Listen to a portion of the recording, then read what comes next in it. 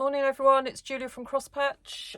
As promised, here to show you how to make the sewing satchels. So here's one, art gallery one. Open it up, a couple of pockets inside with zips, shock horror, but don't worry, easy zips. And the second one is an art gallery version, French general version. Same front and back, and then pretty fabric in the middle. Okay, so I'm going to give you the dimensions and I'm going to show you briefly how to make them. They're really easy to make. So to do that, I need to turn you down to the work mat so you can see everything. So here we go. So you will need about 1 metre of wadding, iron-on wadding, and I use H630 wadding. So you need to cut 4 squares. Now, if you're going to quilt your front panel, cut your panels 1 inch bigger than I'm going to tell you, quilt them, and then trim them down to the finished size, okay? So the 4 squares finished size are 12.5 inches. So you want 2 pieces of 12.5 inches of lining, 2 pieces of 12.5 inches of main fabric, so that would be this one, and 4 pieces of wadding. So every piece has got wadding on the back, so the front and the lining, okay? So here's the front panel. If I wanted to quilt it, I'd quilt it now, and then I'd cut it down to 12.5 inches. You don't need to put anything on the back of the lining. I just quilt them like that with the lining, the wadding raw on the back. So Vliseline H630 I've used. So a thin iron-on low loft wadding, okay? I suppose you can use stick and spray if you want, if you're quilting, because that'll hold it in place, but then you'd have to quilt the inside as well. Life's too short, get some iron-on wadding, okay? Right, so once you've done that, you'll have 4 panels. So you'll have the 2 front panels and you'll have the 2 lining panels, okay? On the front panels, once you trim them down to size, you can put some lace at the top. Make sure you put the lace 1/2 inch from the top seam and leave it a bit wider than the actual panel, and you can trim that off afterwards, okay? And also you can put some if you want ties, put your ties on the side now. Now these ties measure halfway down and then 1 inch up from the halfway mark, so they will sit just above the pockets, okay? If you want to decide you want to make your pockets a bit bigger, then make sure your ties are going to have to be higher again, okay? Because you might want to have deeper pockets, so adjust the pattern as you want. So once you've done that, put those to one side. You've done your lining panels, put them to one side, and you can make your pockets. So for the pockets, my pockets are about 6¼ inches because that was the fabric left over when I'd cut my other fabrics for the front and the lining, okay? I've cut a 6¼ inch by 12.5 inch piece for each pocket for the front and for the inside, okay? I've fused again some H630 wadding just to the back of the main fabric. I placed the fabrics right side together, flipped them over and stitched along the top seam there, okay? I've then top stitched or tack stitched. I put the machine stitching on the machine to about 5, and I've just gone around the edges because it holds the pocket pieces together in place for when you're putting the whole bag together and also for when you're putting your zip in, okay? So make 2 of these, okay? Then put them to one side and start to make your zip, okay? So we make our zips separately. So let's grab a zip. So I've got a 20-inch zip, then I'll cut them down to about 15–16 inches. I then take strips of 2.5 inches length. This is by about, what is this, about 15 inches? Yeah, so I've cut it down to 15 inches and I've folded it in half. It's a bit like making binding. I've folded it in half and half again, so these pieces meet in the middle, okay? And all you do now is you put these, sandwich your zip inside and top stitch them in place. I don't even bother putting the zipper foot on, okay? So make sure you move this bit into there, top stitch along and move the zip out the way. When your presser foot gets to about here, move the zip back and then carry on, and then do the same with the other side. Okay, so there's another bit, and you'll just sandwich your zip inside that and sew that in place. Okay, so once you've done that, you'll end up with your zip looking like that. Now I've always leave the excess on until I've completely finished doing my zip panel. Okay, so what you want to do now, you want to cut 2 more bits, 2.5 inches wide by 3 inches, and again fold them in half twice. Now these are going to go on the end of your zip. Okay, but before you do that, I want you to lay your zip. Where's my pocket gone? That's my pocket. Okay, and I want you to lay your zip on top of the pocket here, and you're going to wrap this panel around your zip.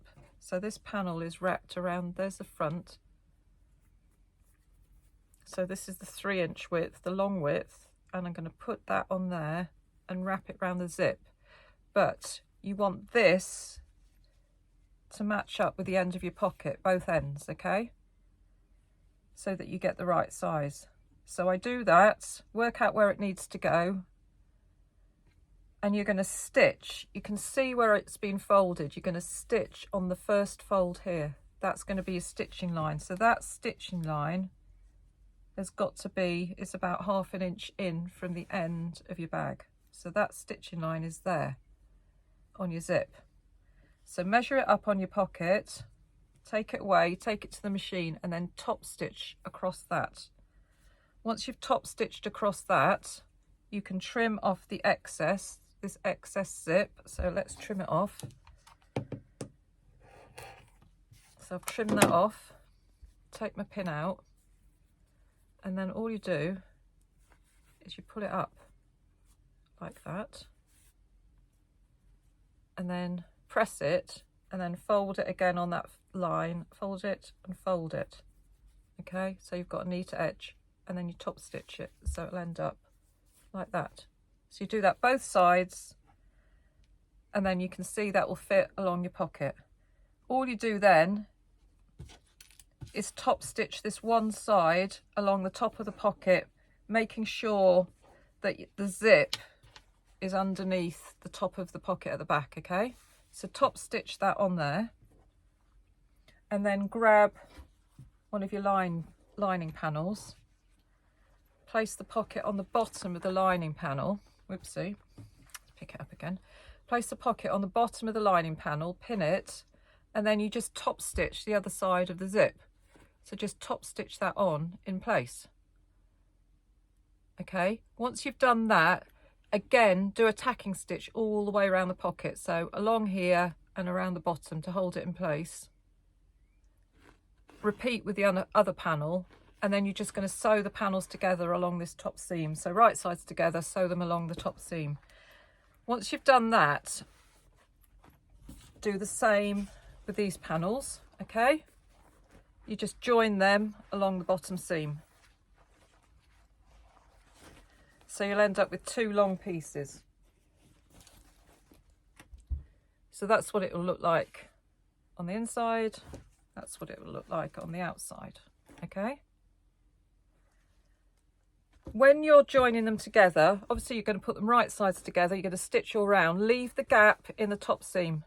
Okay, so leave a gap about that width in the top seam. Before you turn it right sides out, let's go back to your zip. On this bit here of the pocket, this bit, you've got a bit of excess here. Trim that knobbly bit off the end there. Okay, trim that bit off. Trim the excess of your lace off. Make sure these ties are pointing in, okay, otherwise they're going to get caught when you sew all round. Okay, so do that.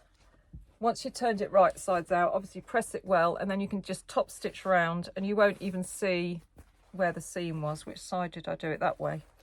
That's where I turned mine inside out, and you can't see. I've just top stitched it over, you can't see. Okay, to finish your bag off, you need to put some bag handles on. There's a whole separate demo on bag handles somewhere on my YouTube channel, but basically your bag handles are, these are 15 inches long, yes, so 15 inches long, 5 inches wide. Put some wadding on one side, I've used H630 again, fold it in half,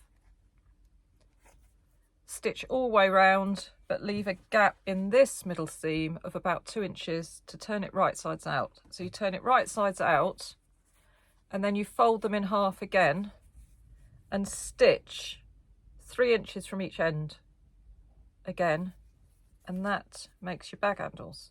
So all you need to do then to finish off your bag is top stitch them on the front of your bag. See? So they will just top stitch on the front of your bag, okay?